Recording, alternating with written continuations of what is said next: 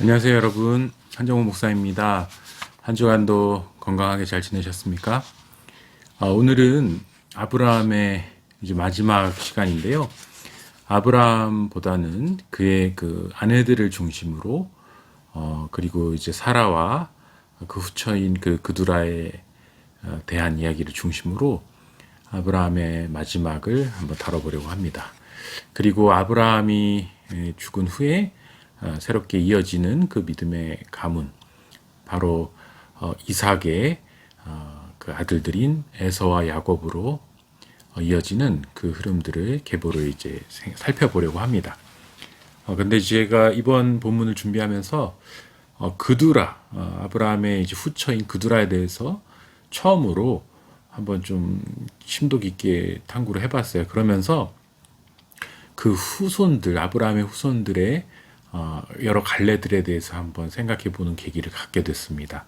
왜 하나님께서 굳이 그 하갈의 아이인 그 이스마엘이나 그 다음에 이제 후처 그두라의 자손인 미디안 같은 후손들이 태어나게 하셨을까? 이게 도대체 왜 이런 일이 일어났을까?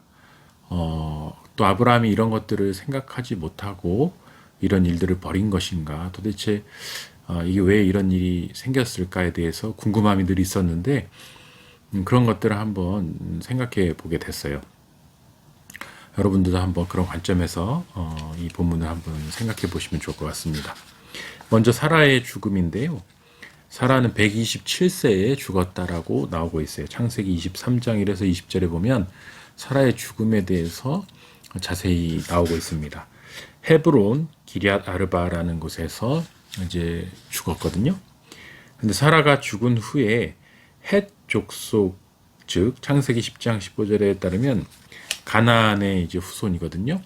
아브라함이 셈 족속이고, 그 다음에 헷 족속은 가나안의 후손이니까 함의 후손, 즉 셈, 함, 야벳 중에서 함 족속, 가나안은 저주를 받으리라고 했던 그 함 족속의 후손이 바로 헷 족속인데, 이 헷 족속이 여기에 살고 있었던 거예요. 그러니까 정작 셈족인 아브라함은 저 멀리 메소포타미아, 그 중동 저기 그 이란 이라크 쪽에서 살다가 우르에서 살다가 하란에 왔다가 이렇게 여기로 왔고, 그 다음에 오히려 가나안의 후손인 함 족속인 헷 족속이 여기를 지금 점령해서 살고 있었다라는 것을 우리가 보게 되죠.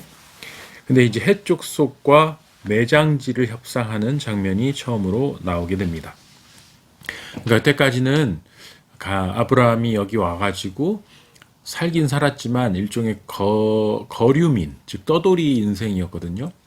아무리 오래 살았다 할지라도 이방인이었고 또 이주자였고 어떻게 보면 초대받지 않은 손님이었는데 처음으로 사라의 무덤을 구입하는 과정에서 처음으로 내가 거주하는 이 땅의 일부분을 돈을 주고 사게 됩니다. 땅을 매매하는 장면이 여기서 지금 처음으로 나오는 것인데, 저는 이 장면을 보면서 아브라함이 어떤 의도와 어떤 생각을 가지고 이런 일을 하고 있었을까라는 것을 한번 생각해 보았습니다. 창세기 23장 4절에 보면 나는 당신들 중에 나그네요 거류하는 자이니 당신들 중에서 내게 매장할 소유지를 주어 내가 나의 죽은 자를 내 앞에서 내어다가 장사하게 해 주십시오. 그러니까 이렇게 보면은 아브라함이 즉 매장지를 살려고 하는 무덤을 살려고 하는 거구나라고 생각할 수 있잖아요. 근데 이게 단순히 사라의 무덤만을 생각하고 사려는 것일까? 그것만이 아니라는 것이죠. 왜냐하면 여기 보면 매장할 소유지를 달라라고 얘기해요. 그러니까 이 땅을 나의 일정 부분에 소유할 수 있는 나의 땅으로 허락해달라. 그리고 명분은 매장지, 즉 우리 가묘가 될 그런 일정 부분의 땅을 허락해달라고 하는 것입니다. 그러니까 이 땅은 영구히 나의 땅이 되는 것이에요. 이 돈을 주고 사면 이 땅, 이 영역은 이제 나의 영구적인 땅이 되는 것입니다. 그런데 이 땅을 소유하기 전까지는 어떤 상황이었습니까? 나그네요 거류하는 자, 떠돌이였다는 것이죠. 그러니까 오늘날로 말하면 집이 없는 사람이었어요. 이 서울에 수많은 집이 있고 수많은 아파트와 뭐 집들이 넘쳐나는 것 같이 보이지만 정작 자기 집을 갖고 있는 사람들이 많지 않다고 하죠. 그래서 전세를 살든 월세를 살든 새 집을 사는 사람들이 많고, 많은 이 시대 사람들이 내 집이 하나 있었으면 좋겠다라는 열망을 가지고 그렇게 살아가는데, 아브라함도 비슷한 것입니다. 내가 이 수많은 땅을 돌아다니면서 목축도 하고 여러 가지 생활을 했지만 사실 내 땅 한 평이 없었던 것이거든요. 근데 이제 사라의 죽음을 계기로 처음으로 내 땅을 한번 이제 사겠다라고 말을 하는 겁니다. 근데 이게 굉장히 조심스러운 태도예요. 왜냐하면 이 원래 거주한 헷족속이나 가나안 사람들의 입장에서 볼 때 이 이방인 아브라함이 나의 우리의 땅을 소유하려고 할 때 굉장히 좀 거부감이 들 수 있단 말이에요. 뭔 꿍꿍이지? 여기서부터 시작해서 이 사람이 이제 여기를 본격적으로 차지하고 세를 불리려고 하나? 그런 의심을 할 수도 있고, 그러니까 굉장히 공손한 태도로 말하고 있습니다. 나는 나그네요, 거류하는 자고 아무것도 없는 사람이지 않냐. 빈털터리 뭐 재산은 좀 있지만 땅 한 평 없이 여기서 살았는데 이제 좀 나도 여기에 뼈를 묻고 싶다. 내 아내도 여기에 묻고 나도 여기 묻히고 대대로 우리 조상들부터 해서 우리 후손들이 여기에 묻혀서 여기가 우리 땅이 되었으면 좋겠다라는 소망을 여기에 담은 것입니다. 그러니까 결국 이거는 제가 볼 때 아브라함이 하나님의 그 언약에 기초한 하나의 즉 거래를 하고 있는 것이다. 하나님의 언약이 뭡니까? 이 온 땅을 너와 내 자손에게 주리라. 그리고 내가 하늘의 별처럼 많은 민족의 아버지가 되리라라고 하셨잖아요. 그러니까 이 상징적인 행위죠. 단순히 이 무덤을, 이 가묘를, 매장지를 사는, 그리고 얼마 안 되는 땅을 사는 이 행위였지만, 그러나 아브라함은 분명히 믿음을 가지고 신념을 가지고 이 작은 결실을 통해서 결국 시작이 되어서 이제 이 온 땅이 나의 후손들의 땅이 될 것이라는 그런 믿음을 가지고 어떻게 보면은 하늘의 밀을 심었다, 이렇게 말할 수 있다, 그렇게 생각이 들어요. 그래서 우리가 이제 소망교회 같은 경우도 처음에 이제 아파트에서 시작해가지고 상가로 가고 그 다음에 땅을 사고 또 넓히는 과정 속에서 지금의 현재의 소망교회가 됐는데, 거대한 항공모함 같은 우리 소망교회가 됐는데, 그 시작은 굉장히 작았잖아요. 예. 그 아파트 한 세대에서 모여서 예배드리던 작은 시작. 그러나 그들이 같이 예배드리면서 큰 꿈을 꾸고 또 건축 헌금을 하고 여러 가지 또 헌신과 충성을 바치고 눈물로 땀으로 웃음으로 그 씨를 심으면서 그것이 이제 아름답게 성장해서 지금의 모습이 된 것처럼, 아브라함은 지금 이 첫 거래를 통해서 아마 그 큰 비전을 가지고 꿈을 꾸지 않았을까, 그렇게 유추를 해 보는 것입니다. 그런데 그런 행위를 통해서 아브라함이 헷족속에게 이 땅을 사는 과정이 이제 나오는데, 헷족속이 처음에 이렇게 말해요. 6절에 보면 당신은 하나님께서 세우신 지도자이시다. 우리 가운데 있는 하나님이 세우신 지도자이십니다. 그러면서 내 주님, 내 주여 들으소서라고 말해요. 이걸 통해서 우리는 그냥 이게 단순한 사탕발림은 아니라는 것을 보게 됩니다. 이게 주라는 것은 굉장히 리더십을 인정한다는 거거든요. 아브라함이 이 헷족속들이 사는 이 땅, 자기네 가족은 셈족은 자기들밖에 없는 이곳에서 오랜 기간 거류하면서 상당한 리더십을 획득했다는 것을 보게 됩니다. 어떻게 보면 굴러온 돌인데 이 당시의 사람들에게 굉장히 인정을 받은 거예요. 어떤 식으로든. 이 사람들이 볼 때 하나님이 함께 하시는 사람이라는 것을 아브라함이 보여준 겁니다. 저 사람은 하나님이 함께 하는 사람이야. 저 사람이 그 기적의 역사들, 이삭이 태어나는 과정, 그리고 그가 복을 받는 과정들을 볼 때 하나님이 도와주셔서 저렇게 큰 복을 받는구나, 큰 축복을 누리고 있구나라는 것이 이 사람들 전체들에게 아마 각인이 되었을 것이고, 그가 사람들을 상대하는 모습들, 그리고 리더십을 발휘하는 모습들을 통해서 아마 아브라함에 대해서 굉장히 존경심을 가지게 되지 않았을까, 그렇게 생각을 해봅니다. 그래서 하나님이 세우신 지도자이니 자기 묘실에, 우리 묘실에 당신의 죽은 자를 장사하라라고 말을 합니다. 그러니까 여기 묘실이, 우리 헷족속의 묘실이 많으니까 거기에 그냥 사라를 장사하십시오. 이 말은 뭡니까? 완곡하게 말해서 거절이죠. 형식적으로는 굉장히 친절해 보여요. 공짜로 우리 묘실을 그냥 공짜로 쓰십시오라고 하는 것이지만, 그 이면을 보면 이 땅을 살려고 하지 말고 그냥 우리 중에 하나의 묘시를 그냥 쓰십시오라고 하는 것입니다. 근데 이게 만약에 이때 그것을 이 요구를 수용했다면 어떻게 됩니까? 해쪽 속의 묘실에 사라를 안치한다라는 것은 이제 아브라함이 그 해쪽 속에 소속된다라는 거거든요. 해쪽 속 공동체에 내가 일원이 되는 거예요.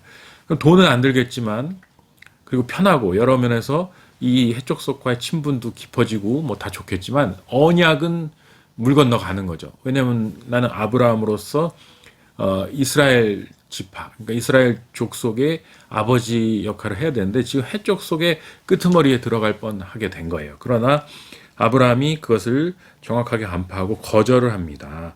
자, 나를 위해서 이렇게 좋은 말을 해주시고 그런 호의를 베풀어 주신 건 감사하지만 그걸 어떻게 합니까? 8절에 보면은 자, 에브론에게 구하여 그의 막벨라 굴을 내게 주도록 하되 충분한 대가를 받고 그 굴을 내게 주십시오. 정확하게 요구를 하는 거예요. 에브론이라는 사람이 갖고 있는 막벨라 굴, 거기가 뭐 좋았나 보죠. 뭐 되게 볼 때 입지도 좋고 뭐 여러 가지 조건들이 좋았나 봐요. 탐이 났나 보죠. 그 막벨라 굴과 그 주변에 있는 땅을 사겠다라는 거예요. 그래서 어떻게 합니까? 충분한 대가를 주겠다. 자, 이게 포인트입니다. 내가 공짜로 달라는 거 아니다. 당신들의 묘실에 내가 공짜로 쓰고 싶은 것도 아니다. 나는 적당한 대가, 충분한 대가를 주고 그것을 사기를 원합니다. 라고 얘기한다라는 거예요. 그러면서 이게 매장할 소유지를 달라라는 게 몇 번이나 나오냐면 4절, 9절, 20절 3번이나 나와요. 충분한 대가를 줄 테니까 매장할 소유지를 달라. 내 땅을 달라. 나의 땅을 달라. 우리 가문의 땅을 달라라는 것을 계속 얘기하고 내가 그에 대한 대가를 치르겠다. 돈을 낼 테니까 그걸 달라라고 말을 하고 있는 겁니다. 여러분, 소유라는 것, 여기 매장할 소유지, 이게 굉장히 중요해요. 소유라는 것, 나의 것이라는 것은 어떻게 해야 발생합니까? 소유라는 것은 대가를 치러야 내게 되는 것이죠. 내가 내 돈을 주고 사야 내게 되는 거예요. 내가 돈을 주는 행위, 그게 바로 이제 소유권을 가져오는 것인데, 내 것으로 삼는 것인데, 자, 이 프라이빗한 내 어떤 사유지, 내 사유 재산, 이걸 만드는 과정, 이게 굉장히 중요한 게 그 권리를 가져오는 것이기 때문에 이건 반드시 이제 대가를 치러야 한다라는 거, 여기서 우리가 볼 수가 있어요. 내가 뭔가 책임을 진다라는 거, 내가 누군가를 사랑하거나 누군가를 책임을 지고 돌본다든지 그런 것은 결국은 대가를 치르는 것입니다. 내가 이 사람에 대해서 대가를 충분히 치르겠다. 하다못해 우리가 반려동물을 기르더라도 그 동물을 기르기 위해서 그 동물의 뭐 아플 때 병원에 데려가고 먹을 것과 또 필요한 것들을 돌보고 공급하고 이런 것들을 책임진다. 그럴 땐 대가가 다 필요한 거예요. 그래서 뭔가 사랑하는 것, 뭔가 귀한 것을 얻기 위해서 대가가 필요하고 그것을 지불해야만 그것이 내 것이 된다. 이 단순하면서도 중요한 원리가 바로 예수 그리스도의 십자가에서 실현된 것이죠. 우리가 이 십자가를 잘 이해 못하는 분들이 많아요. 세상 분들 중에 특히 거부감을 갖고 있는 분들이 많아요. 뭐 그렇게 아주 잔인한 방식으로 십자가라는 상징을 통해서 복음을 설명하는가, 아주 거부감을 느끼는 분들이 많은데, 그러나 그 십자가의 본질은 뭐냐면 대가를 치른 거예요. 대가를. 이 천하보다도 귀한 영혼 한 명 한 명, 모든 사람들 한 명 한 명을 구원하기 위해서 죄의 대가를 치러야만 내가 이 한정훈을, 그리고 우리 한 명 한 명의 성도들을 내 아들, 내 딸로 삼기 위해서 대가를 치러야만 그게 가능하기 때문에 세상에 그 어떤 것과도 바꿀 수 없는 가장 고귀한 하나님 자신, 하나님의 아들 예수 그리스도께서 십자가에서 대가를 치르신 것입니다. 나를 사기 위해서. 예, 나를 사기 위해서. 그걸 랜섬이라고도 해요. 대속물. 그러니까 고대 이제 로마 제국 시대에도 유명한 귀족들이나 지도자들이 해적에게 잡히면 해적들이 랜섬을 요구한단 말이에요. 이 대가를 지불하고 그다음에 데려가라. 그러면은 그 사람, 귀한 사람을 얻어오기 위해서 많은 돈을 마련해서 해적에게 지불하고 그 사람을 찾아온단 말이에요. 예. 자, 바로 그것이 랜섬이고 그것이 바로 대가를 치르는 것입니다. 이렇게 주고 그 대신 이제 내게 되는 것이, 그게 내 것이 되는 것이. 아브라함은 이 행위를 통해서 가장 귀한 나의 약속의 땅을 일부를 취한 것입니다. 사랑하는 여러분, 하나님 앞에서 우리가 하나님께 충성하고 하나님을 사랑한다고 할 때, 그리고 하나님께 좀 헌신한다고 할 때, 정말 중요한 원칙입니다. 내가 대가를 치르는 것입니다. 그러니까 구원, 천국 가기 위한 대가 말고요. 하나님 나라를 위한 대가. 내가 하나님의 제자로서 하나님의 일을 감당하는 하나님의 사람으로서 다른 영혼들을 구하고 하나님 나라를 위해서 내가 하나님의 미라를 심는 것. 그게 너무 귀한 거예요. 그게 바로 내 어떤 마음을 직접적으로 표현하는 것이고 증명하는 것이고 그게 내 믿음을 행위로 증명하는 것입니다. 그것이 크든 작든 중요하지 않습니다. 내가 귀하게 여기는 만큼의 그것을 표현하는 것, 그게 너무나 귀한 것입니다. 왜냐하면 복음이 바로 그것이기 때문에 하나님께서 네가 너무나 귀하다는 걸 어떻게 보여주셨냐? 내 아들을 죽이기까지 너를 사랑한다는 걸 보여주신. 그러니까 우리가 감동하는 거 아닙니까? 그러니까 십자가의 사랑을 알게 되면 그토록 감동하고 다 무너질 수밖에 없는 게 그 아들을 죽이기까지 사랑하는 그 하나님 사랑을 깨닫는 순간 무너지는 거예요. 그러나 왜 사람들이 그걸 받아들이지 못하냐면 못 믿거든요. 그리고 그게 받아들여지지 않는 거예요. 이게 경험되지 않아요.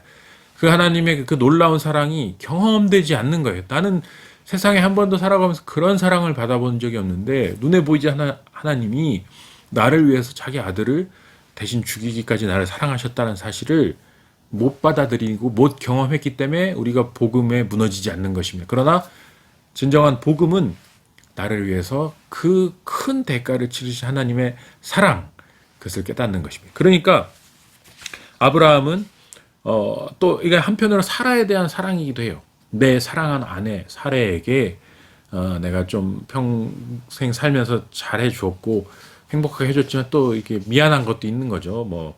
하가를 들여서 첩과의 어떤 사이에서 갈등이 일어나기도 하고 또 후처 그두라도 이제 또 드리게 되는데 어떤 아내에게 또 미안한 마음 또 사랑하는 마음들이 복합적으로 있어서 그걸 마지막 가는 길에 그 표현하는 거예요. 그러면서 내가 대가를 치르고 내 아내에게 이렇게 매장지를 선물로 마지막에 주고 싶다라는 사랑의 표현도 거기 들어있다 이렇게 볼 수 있습니다. 자, 이 아브라함의 결심을 들은 막벨라굴의 소유주인 에브론이 괜찮다고 하면서도 결국은 뭐라고 합니까? 내가 이거 돈 안 받아도 되는데요. 라고 하면서, 그러면서, 자, 15절에 보면 내 주여 내 말을 들으소서. 땅값은 은 400세겔이나 그것이 나와 당신 사이에 무슨 문제가 되리까? 이게 뭡니까?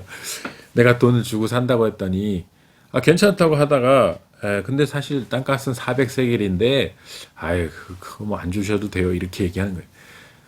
얘기를 했다는 건 뭡니까? 400세겔 가격을 얘기했다는 건 뭐예요? 돈 받겠다는 얘기죠. 그 말은 괜찮다고 하면서도 400세겔 불렀고, 그리고 지금 제가 주석을 찾아보니까 이 400세겔이 이때 당시에 그 땅값에 터무니없이 비싼 가격이래요. 말도 안 되는 가격을 부른 거래요. 근데 이렇게 비싼 가격을 부르면서 말로는 괜찮다고 한 걸 보면 아까 처음에 말씀드린 것처럼 해쪽 속의 입장에서는 이 땅을 이 사람에게 주는 게 마음에 안 들거든요. 근데 어쨌든 아브라함이고 또 그래 기왕에 어떻게 사기 원한다면 이렇게 비싼 값을 부를 텐데 그래도 살 거냐. 사실 그런 말이었는데 듣자마자 아브라함이 400세겔 주고 내가 사겠다라고 하고 그것을 삽니다. 자, 여기서 우리는 아브라함의 어떤 그 귀한 보물, 가치 있는 것을 향해서 값을 흥정하지 않고 그것을 사는 모습을 보게 돼요.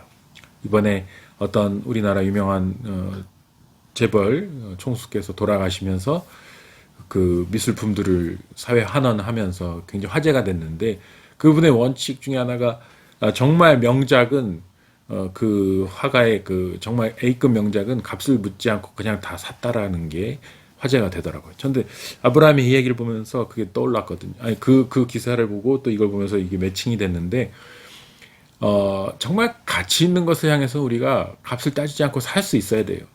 지불할 수 있어야 돼요. 그것이 정말 돈을 제대로 쓰는 것이고 내 시간을 제대로 쓰는 것이고 내 어떤 가용한 자원들을 제대로 쓰는 것입니다. 그러니까 가치 있는 것을 향해서 그 값을 따지지 않고 지불할 수 있다라는 거, 그게 놀라운 멋있는 것이라는 생각이 듭니다. 그리고 그 가치 있는 것을 알아볼 수 있다라는 거, 그 가치를 표현하는 거 아니에요. 당신을 위해서 내가 이거는 아깝지 않다. 그럼 그 사람이 그게 얼마나 뿌듯하고 기분이 좋겠어요. 그런 겁니다. 하나님께서 우리를 보시면서 이 하나님의 일을 위해서 내가 이거 아깝지 않습니다. 하나님을 위해서 내가 내 삶을 드리는 것이 아깝지 않습니다. 하나님을 위해서 내가 내 시간을 드리는 것이 아깝지 않습니다. 하나님을 위해서, 하나님의 고귀한 일을 위해서 얼마든지 제가 드리고 싶고 기쁩니다. 이것을 억지로 하는 게 아니라 자원해서 한다면 그 얼마나 기쁘겠어요. 여러분 생각해 보세요. 누군가가 나에게 당신을 위해서 이 선물을 드리는 게 너무나 아깝지 않고 나에게는 너무 기쁨입니다. 자원해서 정말 그렇게 주는 선물을 받을 때 우리가 너무 기쁘듯이 하나님도 마찬가지라는 것입니다. 하나님의 나라와 미래의 약속을 위해서, 약속의 땅, 이 모든 자손들에게, 내 자손들에게 이 땅을 주리라 하신 하나님의 약속, 그 약속을 내가 내다보기에 은 400세겔 아깝지 않다. 맛벨락을 위해서 내가 내겠다라고 하는 거예요. 이때 당시에 해쪽 속에는 이게 웬 떡이냐지. 이런 보잘것없는 땅을 은 400세겔이나 주고 사는 어떻게 보면 호구로 보일 수도 있었겠지만, 그러나 아브라함에게는 이게 그냥 매장지, 그냥 땅이 아니라 이건 약속의 땅이고, 이건 약속의 땅에 대한 언약을 맺는 행위고, 그리고 궁극적으로 이 주변의 모든 가나안 땅이 내 후손의 땅이 될 것을 내다보면서 기쁨으로 이것을 지불했다, 이렇게 보시면 되겠습니다. 자, 그리고 둘째 부인 그드라와 아브라함의 죽음, 25장 1절에서 11절. 1절만 먼저 읽어보면, 아브라함이 후처를 맞이하였으니 그의 이름은 그두라라. 여기 보면은 사라의 죽음이 23장이고 아브라함이 후처를 맞이한 25장이기 때문에 연대기적으로 순서상으로는 이제 사라가 죽은 후에 그두라를 맞이했다라고 볼 수 있습니다.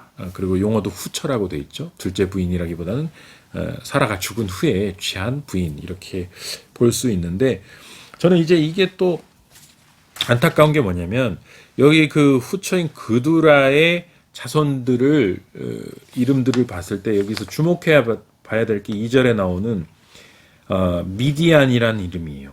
미디안. 이 미디안이 바로 아브라함의 아들이었다라는 거고, 그렇다면은 이 지금 이삭의 아이인 야곱과 에서, 그리고 그 다음에 이제 아브라함의 다른 아들인 이제 미디안의 후손들, 요게 다 그 뿌리를 거슬러 올라가면 아브라함이라는 거예요. 근데 여러분이 알다시피 지금 사사기에서 계속 나오는 이스라엘 족속을 괴롭히는, 아주 그 민수기에서도 보면은 발람과 발랑에게 나오면 이스라엘을 계속 괴롭히는 가장 강력한 대적 중에 하나가 미디안이거든요. 근데 그 미디안이 누구냐면 아브라함의 아들이란 거예요. 그러니까 이삭과 형제간이라는 것이죠. 그러니까 결국은 아브라함의 자손과 아브라함의 자손이 싸우는 거예요. 근데 하나는 정실의 자손이고 하나는 정실이네, 여기도. 왜냐하면 후처니까 결국은 둘째 부인의 자손들인데, 하여튼 아브라함의 자손끼리 이제 싸우는 것인데, 그 중에서도 이제 약속의 자손, 하나님께서 약속하신 이름은 이삭이죠. 계속해서 이삭이라는 정통 계보가 흘러가고 있고, 그 중에 이제 다른 또 가지들로 이렇게 그두라의 후손들이 나오는데, 그 그두라의 후손 중에 이제 그 미디안이 있다라는 게 굉장히 주목할 부분입니다. 근데 이 미디안 사람은 굉장히 가까워요. 모세, 나중에 출애굽기에 보면 모세가 미디안 사람인 이드로, 미디안 제사장인 이드로와 의 딸인 십보라와 결혼을 하지 않습니까? 그러니까 광야로 쫓겨나가서, 모세가 이집트에 있다가 광야로 쫓겨나가서 이제 미디안족을 만나는데, 그 미디안족이 결국 아브라함의 후손이란 말이에요.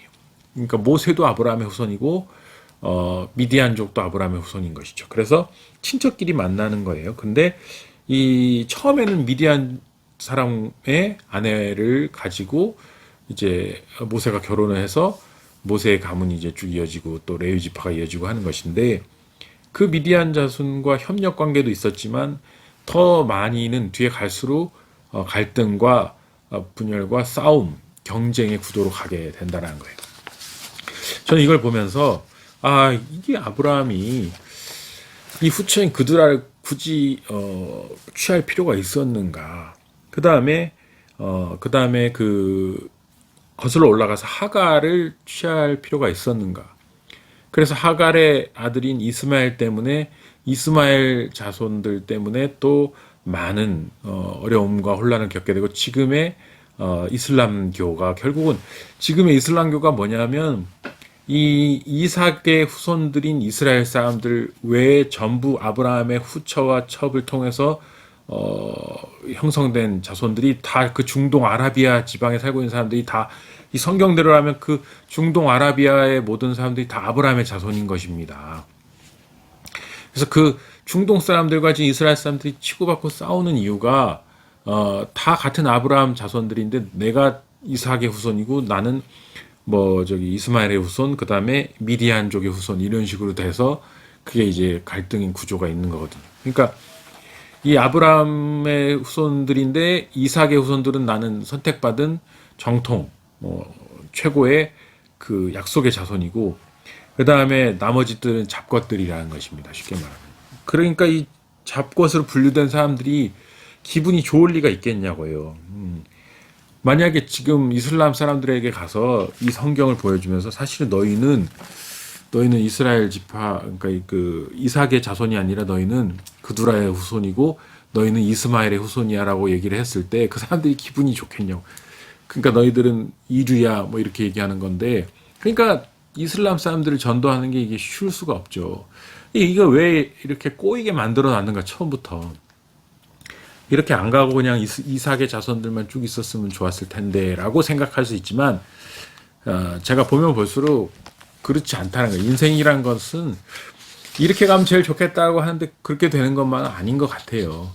예, 누구나 그렇게 가면 다 이제 편하고 좋겠죠. 그러나 인생이 그렇게 풀려가지 않고 인생엔 늘 이렇게 온갖 암초 같은 문제들 그리고 복잡한 실타래 같이 엉키고 설키는 그런 복잡한 문제들이 언제나 우리 주변에 있는 것 같고 이 미디안족은 사라지질 않아요.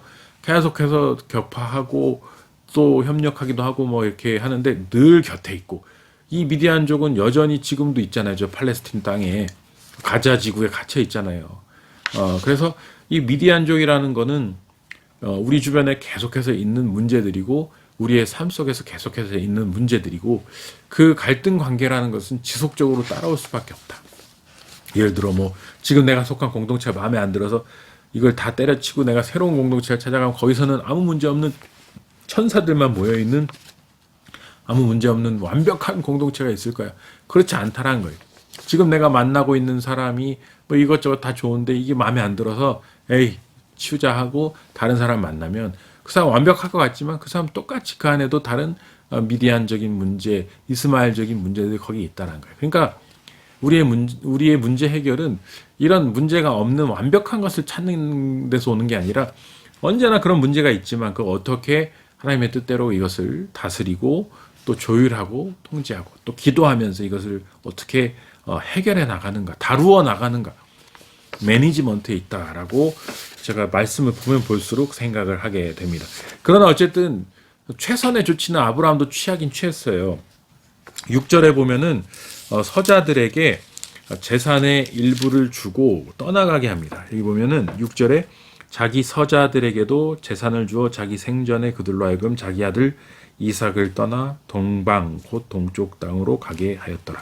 그두라의 후손들은 또 서자들로 표현을 해요. 그래서 여기에 이제 뿌리 깊은 이제 이삭 중심주의가 있는데 어쨌든 그들을 또 버릴 수는 없으니까 재산의 일부를 주어서 이삭을 떠나서 동쪽으로 분리를 시켜놔요. 자기 생전에. 왜냐면 이게 분리 안 시켜놓고 아브라함이 죽으면 이제 서로 형제간의 싸움이 일어나서 이삭이 위기에 처할 수도 있다고 판단한 거죠. 그래서 할 수 있는 한 최대한 요 분리를 시켜놔. 이때는 상속세는 없었나 봐요. 왜냐면 정부가 없으니까 상속이 쉬웠겠죠. 그래서 이렇게 재산을 분할해서 분리시켜주고 이삭에게는 그 재산의 전부를 줬다. 5절에 보면 자기의 모든 소유를 주고 찌끄러기를 여기 이제 서자들이 훨씬 많지만 거기에는 찌끄러기를 줬단 말이에요. 요즘 같은 때는 그렇게 못하죠. 균등 분배 안 하면 막 이렇게 소송 걸고 그럴 텐데 어쨌든 이때는 가부장 시대니까 그렇게 했어요. 그런데 그리고 나서 재산 정리 끝낸 후에 175세에 죽어서 그가 기운이 다하여 죽어 열조에게 돌아갔다. 이게 가장 큰 복이죠. 여러분 성경이 말하는 가장 복된 죽음은 건강하게 아프지 않게 평생 정말 그 복을 다 누리다가 이제 기력이 쇠해서 모든 힘이 다해서 이제 잠자듯이 조용히 돌아가는 이게 가장 복된 죽음이고 이렇게 가장 오래 살 수 있을 때 그것을 이제 또 복이죠. 그 장수의 복. 그래서 충분히 이 땅에서 최대한 누리다가 더는 이제 힘이 없어서 살 수 없는 그럴 때까지 병 없이 사는 거 이런 축복을 여러분이 또한 구하시면 좋겠다라는 생각이 듭니다. 그래서 이제 사놓았던 막벨라 굴에 아브람과 그의 아내 사라가 거기에 장사되었다라고 말하고 있습니다. 이 장례를 집례한 사람들은 9절에 이삭과 이스마엘이 그를 마므레 앞 해쪽 속 소아의 아들 이렇게 했다. 그러니까 그두라의 후손들은 다 동쪽으로 보냈고 이스마엘은 이 근처에 오래전부터 살아왔었으니까 이스마엘과 이삭이 와서 장례를 치렀다라는 것이죠. 그래서 이것 좀 웃기는 게 그두라는 살았는지 죽었는지 모르겠고 그리고 그두라의 아들들도 자기 아들들인데 얘네들은 장례식에 왔는지 안 왔는지 모르겠고 여기 나와 있지 않아요. 상주 이름은 이삭과 이스마엘만 나오고 있네요. 그래서 아마도 철저히 그드라의 후손들을 분리시켰고 그래서 그드라의 후손들은 여기 외에는 이제 나오지 않는데 이제 미디안족으로 이제 등장해서 아주 괴롭히는 가시로 등장합니다. 그래서 그드라에 대한 건 이 정도가 이제 전부인데 이 사람이 어떤 사람이었고 아브라함이 왜 그드라랑 결혼을 했는지 그래놓고 이제는 다 보내버렸는지 모르겠지만 어쨌든 이 일로 인해서 굉장히 큰 가시가 그의 후손들에게 주어지게 되었다라는 것을 말씀드리고 싶습니다. 그리고 이제 이삭과 리브가를 이제 이삭이 맞이해서 그 우리가 잘 아는 아름다운 그 이야기 있죠. 정말 이삭이 리브가를 만나게 되는 그 정말 동화 같은 아름다운 스토리를 통해서 이삭과 결혼을 하고 리브가가 근데 이제 이삭은 굉장히 착해요. 그래가지고 어떻게 보면은 되게 순하고 순둥이 같이 정말 그 인생이 어떻게 보면 평탄하죠. 이렇게 흐르는 대로 물 흐르듯이 이렇게 가고 큰 풍파가 없이 그의 삶을 마치는데 문제는 이제 그 쌍둥이 아들들이 엄청나게 강력한 애들, 특히 그 야곱이 엄청나게 강한 캐릭터였죠. 근데 에서도 만만치 않고. 그래서 문제는 창세기 25장 19에서 28절에 보면은 23절에 주목하면 좋을 것 같아요. 여호와께서 그에게 이르시되 두 국민이 내 태중에 있구나. 두 민족이 내 복중에서 나누이리라. 이 족속이 저 족속보다 강하겠고 큰 자가 어린 자를 섬기리라 하셨더라. 여기 또 뭐가 나오냐면 이제 아브라함이 이삭으로 이어지잖아요. 그 이삭 가문이 어디로 이어지냐면 야곱으로 이어진단 말이에요. 근데 재밌는 것은 이삭에게 두 아들이 쌍둥이였다는 것이에요. 쌍둥이. 그래서 아다시피 에서와 야곱. 근데 원래는 이 계보대로 가면 에서가 이삭의 후예가 돼야 되거든요. 약속의 아들, 약속의 자녀는 어쨌든 이삭이란 말이죠. 이삭만 언급됐고 이삭의 후예는 둘 다 되는 거예요. 그럼 에서와 야곱 둘 다 된다면 장자인 에서가 돼야 되는데 여기서 이제 틀어지게 돼요. 이 뱃속에서부터 틀어져요. 여러분 이걸 보세요. 두 국민이 내 태중에 있다. 이 내 복중에서부터 나누어지리라. 그러니까 지금 후천적인 게 아니에요. 뭐 태어나서 누가 잘하나 보자 평가를 해서 에서가 탈락한 게 아니라 복중에서 탈락해서 복중에서. 근데 먼저 나온 거가 에서인데도 불구하고 이 뱃속에서부터 야곱이 지명을 받았다라는 것입니다. 진짜 웃긴 게 뭐냐면 아니 이렇게 할 거면 아직 나오기 전이잖아요. 뱃속에 있을 때잖아요. 그러면 하나님이 지금 야곱을 선택했단 말이에요. 그러면은 깔끔하게 하려면 야곱부터 나오게 하면 되는 거 아닙니까? 근데 왜 에서를 먼저 나오게 하냐는 거예요. 왜 굳이 형이 먼저 나오게 해서 형 망신 다 주고 정말 힘들게 했고 팥죽 사건까지 해가지고 그 장자권을 뺏어서 얘한테 줘야 되냔 말이야. 아니 둘 중에 하나인데 0. 몇 초 사이인데 그거를 하나님이 통제해서 야곱이 먼저 나오게 하면 되는데 굳이 에서가 먼저 나오고 그리고 발꿈치를 잡고 막 이렇게 나와. 이것도 저는 하나님께 나중에 물어보고 싶은데 아니 이걸 왜 굳이 이렇게 했습니까 하나님? 처음부터 야곱이 그 마음에 있다면은 야곱부터 나오게 하면 되지 않습니까? 여러분 왜 이랬을 것 같습니까? 왜 이런지 모르죠. 근데 제가 생각해 볼 때는 하나님 뜻이 그거죠. 지금 하나님의 나라는 하나님의 역사는 이 세상의 질서와 다르다는 거예요. 세상의 질서와 세상의 시스템은 언제나 이 장자 위주, 그 다음에 먼저 온 자 위주, 그 다음에 이제 토착 세력 위주, 기득권 위주예요. 그래서 그 사회 질서라는 것은 언제나 그런 계급과 그 어떤 서열 위주로 가게 돼 있단 말이에요. 근데 하나님 나라는 어떤 나라냐? 이 서열을 뒤집는, 때로는 서열을 새롭게 만드는. 그래서 하나님의 창조는 늘 새로운 창조고 하나님의 질서는 늘 새로운 질서다. 그래서 고여 있지 않고 뭔가 썩어 있지 않고, 고인물은 썩잖아요.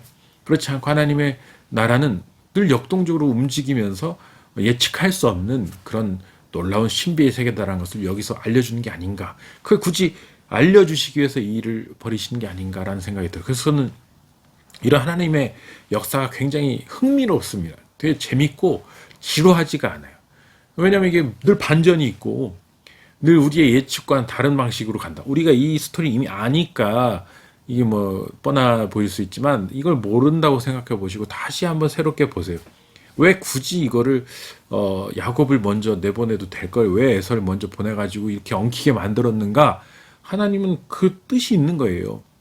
형이 아우보다 뒤져질 수 있고, 그 다음에 이 서열이라는 게 뒤바뀔 수 있고, 그리고 여자 드보라가 남자 바락을 더 우월하게 이끌고 그 승리를 향해서 나갈 수 있고, 여성 군사 지도자가 나올 수 있고, 이 3, 4천 년 전에 그게 하나님의 나라의 법칙이라는 거예요. 그리고 그 입다, 사사 입다, 그러니까 창녀의 아들인 입다가 그 배경이 그토록 천한 그런 입다라는 사람이 민족의 지도자가 될 수 있고, 이런 어떤 부글부글 끓는 어떤 멜팅 파크 같은 여러 어떤 불확정성이 지배하는 사회가 어떻게 보면 건강한 사회이고, 그런 가능성들, 개천에서 용이 날 수 있고, 뭔가 사다리가 계속해서 올라가서 정말 바닥에서 위로 올라가고 중간에서 또 위아래로 갈 수 있는 뭔가 이 변화의 역동성이 있는 사회가 좋은 사회듯이, 하나님 나라는 계속해서 젊은 나라인 것입니다. 계속해서 새롭게 형성되고 새로운 구도 속에서 예측 불가능한 어떤 변화무쌍한 그런 과정 속에 하나님의 스토리가 계속 새롭게 쓰여지는. 그래서 성경을 읽으면 읽을수록 재밌고 볼 때마다 새로운 거예요. 야, 이런 측면이 있었네. 성경에 또 이런 측면이 있었네. 하나님의 나라에는 또 이런 스토리가 있네. 하나님은 또 이런 법칙이 있으시네. 이거 볼 때마다 재밌는 거예요. 그래서 성경이 놀라운 책인 것입니다. 이게 무슨 조선왕조실록처럼 뭔가 이렇게 사서가 사관이 그걸 이렇게 실록처럼 이렇게 기록해 놓은 딱 정형화된 틀이 아닌 정말 있을 수 없는 일들이 계속해서 일어나는 그런 놀라운 역동성. 그러나 그 모든 역동적인 것들을 주관하는 분이 하나님이시기 때문에 그 누구도 대장이 될 수 없는 거예요. 하나님한테 따질 수 없잖아요. 내가 지금 왜 장자가 아니라 하자를 더 높이십니까라고 하나님께 어떻게 따지겠습니까? 하나님이 하시겠다는데. 이 모든 스토리의 배후에는 주인공은 하나님이시라는 거예요. 인간의 모든 제도와 위계 질서와 인간의 모든 어떤 관습, 이런 게 하나님 나라를 지배할 수 없어요. 그 어떤 전통도, 그 어떤 그러니까 그걸 결정적으로 깬 게 예수님이잖아요. 예수님이 오셔서 수백 년, 수천 년 형성된 유대교 전통을 깨버리지 않았습니까?